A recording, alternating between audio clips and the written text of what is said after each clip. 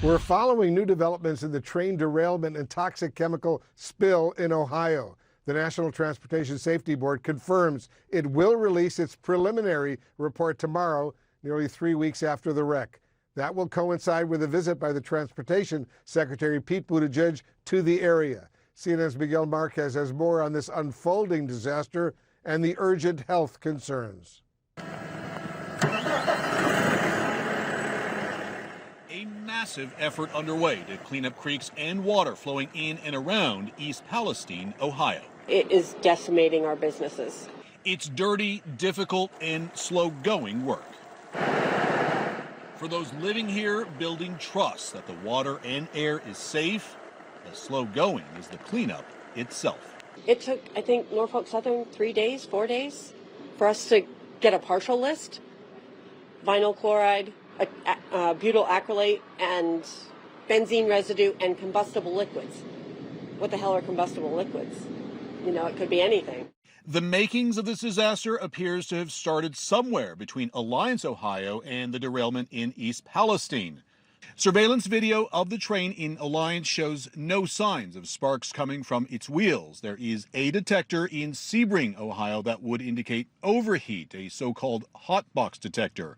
It's unclear if it detected any overheat, but in Salem, Ohio, just 13 miles further along, surveillance video clearly shows sparks and bright lights coming from under a rail car at about the halfway point of the train. There is another hot box detector just down the track from where the surveillance video was taken, but it's not clear if it detected an overheat either.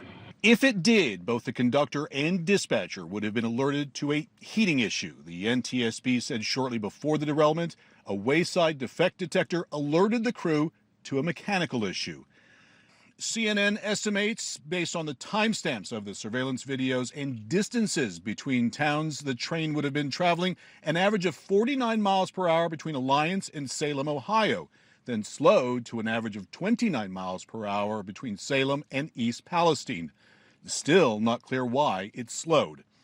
The derailment occurred around 8:55 p.m., shortly after the train passed Market Street in downtown East Palestine. The EPA now ordering Norfolk Southern to pay for and clean up the entire disaster zone. They have to put together a work plan that's going to be very prescriptive in terms of all of the cleanup, how they will do it, and the radius of that cleanup.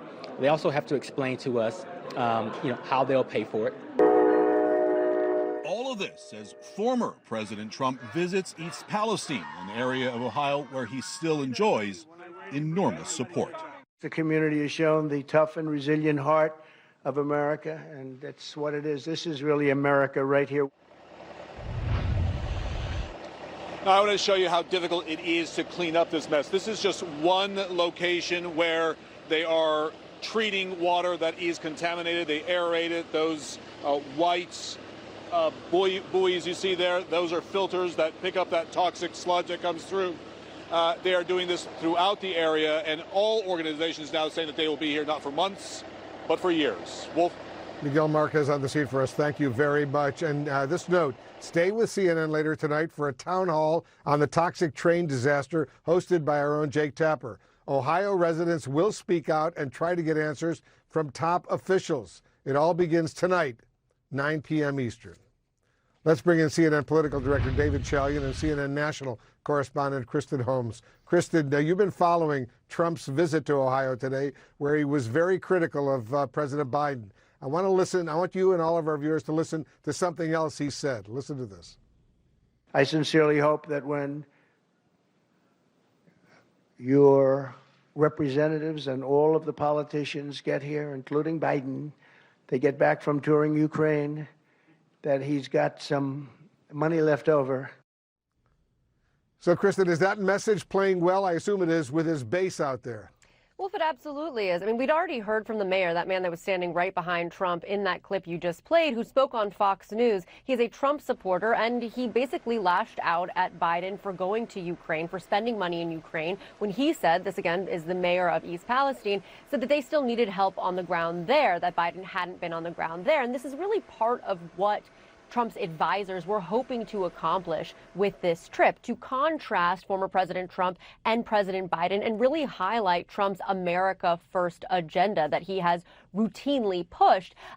The other thing to point out here is that we know from advisors that conservative commentators and conservative influencers have been calling on Trump for weeks to make this trip to Ohio. They believe that this was an area that was full of Trump supporters, that he could actually make it there, he could make an impact there by visiting. And it was clear today that that is accurate, that was one of the things they tried to approve. The other thing I want to just point out here that advisors had tried to accomplish and hoped to accomplish was to make Trump look presidential in this moment. And this trip really did mimic a White House disaster trip. He visited a site. He was flanked by local officials. So those were the two political things that they were trying to achieve with this trip. And David, I'm curious what you think, politically speaking, should President Biden go to East Palestine now? Oh, listen, I'm not in the business of advising President Biden, but I'll say I'll be shocked if he doesn't show up there at some point. There's a long tradition of presidents going to high-profile disaster sites. This president is well known for his empathy and trying to give voice to those that are afflicted by something like this tragedy in Ohio and the comfort of a nation. That goes sort of across parties here. Listen, Joe Biden may do that, and it would be irrespective of the politics. I don't know if Donald Trump would have made this trip if it weren't in as friendly Trump territory. I mean, this was the way Trump likes it, right? A resounding welcome for him. He's extraordinarily popular there. Kristen noted that his advisors are eager to make him look presidential. It just reminds you of the unprecedented nature of the Trump candidacy. He was president, so he actually has been presidential, if you will, with the trappings of the office and all of it before for the country to see. The fact that his advisors think they need to recreate that image for Republican primary voters is interesting insight into where they think things stand.